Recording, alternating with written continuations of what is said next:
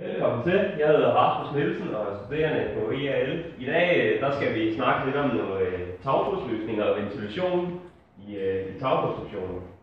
Her har vi en løsning, hvor vi har fast undertag på krydsfiner med pap. Og her der har vi så løsningen, hvor vi har ventileret igennem et udhæng. Og vi skal minimum have 25 mm luft for vindspærren, for vores isolering ikke blæser rundt. Og her har vi en løsning, som er baseret på, hvis man skal have gesemt.